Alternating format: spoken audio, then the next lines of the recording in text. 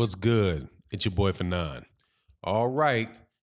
Talking about Deontay Wilder, Tyson Fury, and the fact that their fight was rumored to be announced tomorrow on Monday, February 18th, but it will not be announced.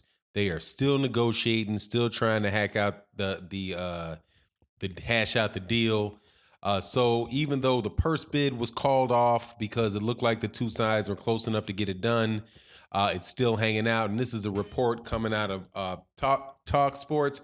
And also there's a report that leading into the fight, that Deontay Wilder will be an underdog to Tyson Fury in the fight. So that's what I'm going to talk about and what I think this means. Also talk about the Anthony Joshua, Jarrell Big Baby Miller fight and kind of how these things are playing against each other, and I hope are playing along with each other, and what I hope it really does, it leads to for heavyweight boxing here in America. Before I do that though, as usual, thank you so much for tuning in and listening to the videos. Also, if you're a subscriber, thank you so much for your support. If you're not subscribed, I hope that you accept my invitation to subscribe and hit the bell icon so that you can be notified of when we release more videos. And also, I would hope that for subscribers, if you check out the Patreon channel where we talk about social issues and the such, there should be some good stuff coming up there later today and or tomorrow. So with that said, let me go through what Shelly Finkel, the manager, told them. He said it's not true about the reports that this stuff was going to be announced on Monday. There was a proposed date and venue for the rematch is April 18th at the Barclays Center, New York. But that has not come to fruition as of yet. Now, this doesn't really mean too much. I'm 100%, so I guess nothing is 100%, but I'm certain that this fight is going to take place.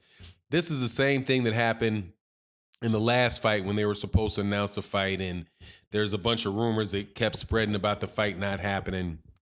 But it wound up happening. So just because it's not getting done when people are leaking reports and all of that stuff about the fight happening doesn't mean that it's not going to happen.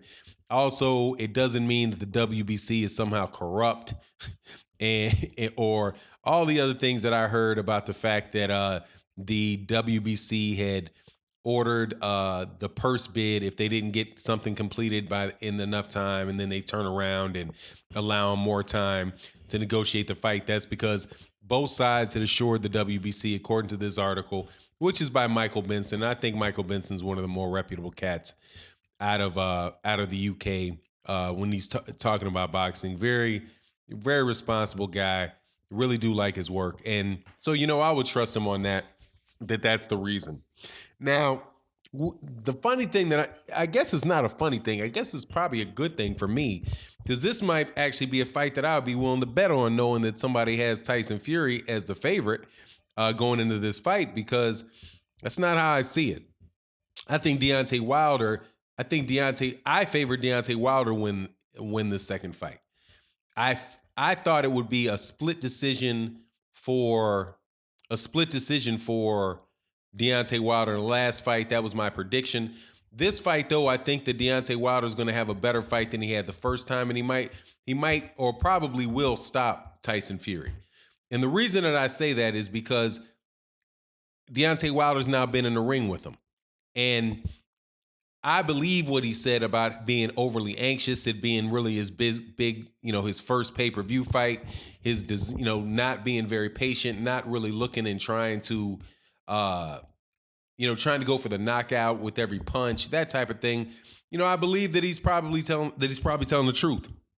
Now, and I also don't give a lot of credit to the idea that Tyson Fury was only 60% when he made that fight. Now, I could be wrong, but I don't think I am. I think Tyson Fury had a good amount of time to train for that fight. He had 2 warm-up fights. He's not going to get any taller between this fight and the last fight. And quite honestly, he's not going to be much more mobile between the last fight and this fight. The question is whether or not he's going to be more aggressive. Now, if he's more aggressive, which I think that he'll probably will be, if he really tries to bring the fight to Deontay Wilder, one or two things are going to happen. Either he's going to really hurt Deontay Wilder, or Deontay Wilder's going to get him up out of there because he's fighting out of his character, and he opens himself up to get hit. Also, I think that Deontay Wilder, from looking at some of the fight footage, the footage of his training leading into the last fight, he was working on a lot of body shots, like changing angles quickly and throwing body shots. And that's something that he did during the first couple rounds of the first fight, where, landing good body shots, but then he went away from it, looking for the knockout. I expect him to be more patient, similar to the way that he fought Bermane Stiverne in the first fight, and just going out there, try to win more rounds, look for the knockout. If the knockout comes, the knockout comes, because shoot, man, the dude carries his power well into the 12th round, all the way to the end of the fight. Tired, he carries his power. So that power is always there. And if he hits Tyson Fury's going to go, right? So now that said, I don't think that this is that Deontay Wilder should be a prohibitive favorite. And I can also understand why some people would think that Tyson Fury should be favored in that fight.